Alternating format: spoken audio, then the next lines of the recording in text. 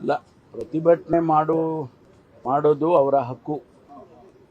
ಯಾರು ಪ್ರತಿಭಟನೆ ಮಾಡ್ತಾರೆ ಅದಕ್ಕೆ ಸಂವಿಧಾನಾತ್ಮಕವಾಗಿ ಪ್ರತಿಭಟನೆ ಮಾಡೋದಕ್ಕೆ ಅವಕಾಶ ಮಾಡಿಕೊಟ್ಟಿದ್ದಾರೆ. ಆದರೆ ಯಾವ ವಿಷಯದಲ್ಲಿ ಪ್ರತಿಭಟನೆ ಮಾಡ್ತಾರೆ, ಯಾಕೆ ಮಾಡ್ತಾರೆ, ಅದು ಭಾಳ ಮುಖ್ಯ. ಅದಕ್ಕಾಗಿ ಅದನ್ನು ನೋಡೋಣ, ಯಾವ ರೀತಿ ಅವರ ಅಜೆಂಡಾ ಏನಿದೆ ಅಂತ ಸ್ವಲ್ಪ ತಿಳ್ಕೊಂಡು ಆಮೇಲೆ ರಿಯಾಕ್ಟ್ ಮಾಡೋಣ. ಸಂಘಟನೆ ನಿನ್ನೆ ಕೂಡ ಒಂದು ಟ್ವೀಟ್ ಮಾಡಿದೆ. ಟ್ವೀಟ್ ಸ್ಪಷ್ಟವಾಗಿ ಹೇಳ್ತಾರೆ, ಕಾಂಗ್ರೆಸ್ಗೆ ಮುಸ್ಲಿಮರ ಅಗತ್ಯ ಇದೆ ಹೊರತಾಗಿ ಮುಸ್ಲಿಮರಿಗೆ ಕಾಂಗ್ರೆಸ್ ಅಗತ್ಯ ಇಲ್ಲ ಅಂತ. ಈ ಮಟ್ಟಿಗೆ ಬರಬೇಕಾಯ್ತಾ ಅಂತ ಸಾಂಪ್ರದಾಯಿಕ ಮತ್ತು ಮುಸ್ಲಿಮರು ಕಾಂಗ್ರೆಸ್ ನೋಡಿ, ಅದನ್ನ ಕೆಲವರು ಡಿಸ್ಟರ್ಬ್ ಮಾಡೋದಕ್ಕೋಸ್ಕರ ಅದಕ್ಕೆ ಒಂದಿಷ್ಟು ತುಪ್ಪ ಸುರಿತಾರೆ. ಆದರೆ ಕಾಂಗ್ರೆಸ್ ಯಾವತ್ತೂ ಕೂಡ ಈ ದೇಶದ ಬಡವರಿಗೆ, ಅದು ದಲಿತರಿರ್ಬೋದು, ಹಿಂದುಳಿದವರು ಇರ್ಬೋದು, ಅಲ್ಪಸಂಖ್ಯಾತರು ಇರ್ಬೋದು, ಅವರನ್ನು ಸಮಾಜದ ಮುಖ್ಯವಾಹಿನಿಗೆ ತರಬೇಕು ಅನ್ನೋದೇ ಕಾಂಗ್ರೆಸ್ ಪಕ್ಷದ ಮುಖ್ಯವಾದಂಥ ಧ್ಯೇಯ. ನಮ್ಮ ಬದ್ಧತೆಯಲ್ಲಿ ಯಾವುದೇ ಬದಲಾವಣೆ ಇಲ್ಲ. ಕೆಲವು ಸಂದರ್ಭದಲ್ಲಿ ತಪ್ಪುಗಳು ಆಗಿದ್ರೂ ಕೂಡ ಅದನ್ನು ಸರಿಪಡಿಸ್ಕೊಂಡು ಮುಂದಕ್ಕೆ ಹೋಗ್ತೇವೆ. ಕೆಲವು ಸಂದರ್ಭದಲ್ಲಿ ಆ ಸಮುದಾಯಗಳು, ಯಾವ ಹಿಂದುಳಿದ ಸಮುದಾಯ, ದಲಿತ ಸಮುದಾಯ ಅಥವಾ ಇವೆಲ್ಲ ಕೂಡ ಕೆಲವು ಸಂದರ್ಭದಲ್ಲಿ ಬೇರೆ ಬೇರೆ ತೀರ್ಮಾನಗಳನ್ನು ಮಾಡಿಬಿಡ್ತಾರೆ.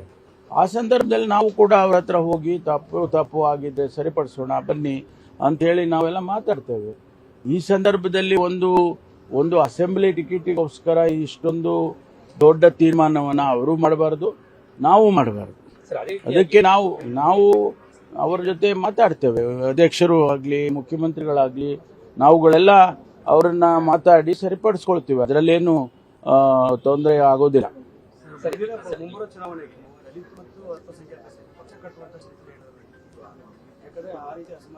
ನಮ್ಮ ಗಮನದಲ್ಲಂತೂ ಇಲ್ಲ. ನಿನ್ನೆ ಎಲ್ಲ ಧರ್ಮಗುರುಗಳು ಸಹ ಕಾಂಗ್ರೆಸ್ಗೆ ಇದೇ ರೀತಿಯಾಗಿ ಮನಸ್ಥಿತಿ ಮುಂದುವರೆದ್ರೆ ನಾವು ಕಾಂಗ್ರೆಸ್ ಪಕ್ಷಕ್ಕೆ ತಲಾಖ್ ಕೊಡಬೇಕಾಗುತ್ತೆ ಅನ್ನುವಂತಹ ಒಂದು ಎಚ್ಚರಿಕೆಯನ್ನು ಕೊಟ್ಟಿದ್ದಾರೆ ಸರ್. ಇಲ್ಲ, ನಮ್ಮವರು ಈಗಾಗಲೇ ಅದು ಅವ್ರ ಬಗ್ಗೆ ಅವರ ಜೊತೆಯಲ್ಲಿ ಮಾತನಾಡಬೇಕು ಅನ್ನೋದನ್ನ ತೀರ್ಮಾನ ಮಾಡಿದ್ದಾರೆ. ಅವ್ರ ಜೊತೆ ಮಾತಾಡ್ತಾರೆ, ಅಧ್ಯಕ್ಷರು, ಮುಖ್ಯಮಂತ್ರಿಗಳು ಎಲ್ಲರೂ ಮಾತಾಡ್ತಾರೆ. ಪಕ್ಷದ ಪ್ರಣಾಳಿಕೆ ಸಮಿತಿಗೆ ತಾವು ಕೂಡ ಅಧ್ಯಕ್ಷರಿದ್ದೀರಿ. ಅಲ್ಲಿ ಅವ್ರು ಹೇಳ್ತಿರುವಂಥದ್ದು 4% ಮೀಸಲಾತಿ ನಮಗೆ ಮರು ಸ್ಥಾಪನೆ ಮಾಡ್ತೀವಿ ಅಂತ ಹೇಳಿದ್ರು. ಜೊತೆಗೆ ಬೇರೆ ಬೇರೆ ರೀತಿಯ ಬೇಡಿಕೆಗಳನ್ನೆಲ್ಲ ಕೊಟ್ಟಿದ್ರು. ಅದು ಯಾವುದನ್ನು ಕೂಡ 3 ವರ್ಷ ಆದರೂ ಈಡೇರಿಸಿಲ್ಲ ಅನ್ನುವಂಥದ್ದು. ಇಲ್ಲ, ಅವರ ಸಮಸ್ಯೆಗಳ ಬಗ್ಗೆ ಚರ್ಚೆ ಮಾಡೋದು ಒಂದು ಹಂತ. ಆದರೆ ಅವರ ತೀರ್ಮಾನಗಳು ಕಾಂಗ್ರೆಸ್ಸಿನ ವಿರುದ್ಧವಾಗಿ ತೀರ್ಮಾನಗಳಾಗಬಾರ್ದು ಅನ್ನೋದು ನಮ್ಮೆಲ್ಲರ ಇಚ್ಛೆ. ಅದಕ್ಕಾಗಿ ನಾವು ಅವ್ರ ಜೊತೆ ಮಾತಾಡ್ತೀವಿ. ಗೃಹ ಸಚಿವರು ಯಾವಾಗ ರಾಜೀನಾಮೆ ಕೊಡ್ತಾರೆ ಅಂತ ಬಿಜೆಪಿ ಪ್ರಶ್ನೆ ಮಾಡ್ತಿದ್ದಾರೆ ಸರ್. FIR ಹಾಕೋದಕ್ಕೆ ಸೂಚನೆ ಕೊಟ್ಟಿದೆ ನ್ಯಾಯಾಲಯ ಅನ್ನೋ ವಿಚಾರನ ಪ್ರಸ್ತಾಪ ಮಾಡಿ. ಅವರು ಕಾಯ್ತಾ ಇದ್ರೆ ಒಳ್ಳೇದು. ಸಂದರ್ಭ ಬಂದಾಗ ತೀರ್ಮಾನ ಮಾಡೋಣ. ಸರ್, ನಿನ್ನೆ ಸಿಎಂ ಸಿದ್ದರಾಮಯ್ಯ ಅವರನ್ನ ಜ್ಞಾನಪ್ರಕಾಶ್ ಸ್ವಾಮೀಜಿ ಅವರು ಭೇಟಿಯಾಗಿ ಒಳ ಮೀಸಲಾತಿ ವಿಚಾರವಾಗಿ ಆದಷ್ಟು ಬೇಗ ತೀರ್ಮಾನಕ್ಕೆ ಬರಬೇಕು ಅನ್ನುವಂತಹ ಒತ್ತಾಯವನ್ನು ಮಾಡಿದರು. ಅಲ್ಲ, ಅದಕ್ಕಾಗೇನೆ ನಾಳೆ 24ನೇ ತಾರೀಕು ಒಂದು ಸ್ಪೆಷಲ್ ಕ್ಯಾಬಿನೆಟ್ ಕರೆದಿದ್ದಾರೆ. ಎಲ್ಲ ರೀತಿಯ ಚರ್ಚೆಗಳನ್ನು ಕೂಡ ಮಾಡಿ ಒಂದು ಅಂತಿಮ ತೀರ್ಮಾನಕ್ಕೆ ಬರುವ ಎಲ್ಲ ಸಾಧ್ಯತೆಗಳು ಕೂಡ ಇದೆ ಅಂತ ನನಗನ್ನಿಸುತ್ತೆ. ಯಾಕೆಂದರೆ ನಮಗೆ ಈಗಾಗಲೇ 56,000 ಹುದ್ದೆಗಳಿಗೆ ತುಂಬಬೇಕು ಅನ್ನೋದನ್ನು ಅವರು ಬಡ್ಜೆಟ್ನಲ್ಲೇ ನಮೂದಿಸಿದ್ದಾರೆ.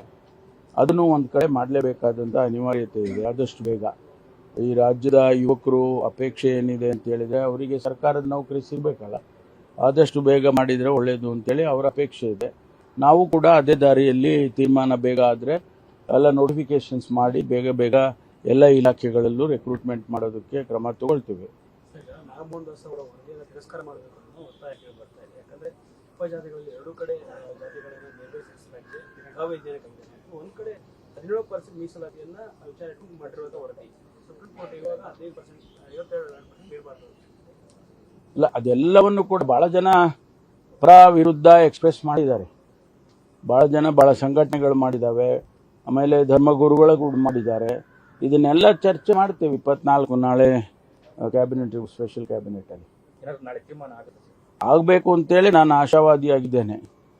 ಆದರೆ ನಮ್ಮ ಸಮಸ್ಯೆಗಳು ಬಗೆಹರಿಯುತ್ತವೆ. Thank you. ಕ್ಷಣದ ಸುದ್ದಿಗಳಿಗಾಗಿ ಫ್ರೀಡಂ ಟಿವಿ ಸಬ್ಸ್ಕ್ರೈಬ್ ಮಾಡಿ, ಲೈಕ್ ಮಾಡಿ ಹಾಗೂ ಫಾಲೋ ಮಾಡಿ. ಹೊಸ ಸುದ್ದಿಗಳ ನೋಟಿಫಿಕೇಶನ್ಗಾಗಿ ಬೆಲ್ ಐಕಾನ್ ಮೇಲೆ ಕ್ಲಿಕ್ ಮಾಡಿ.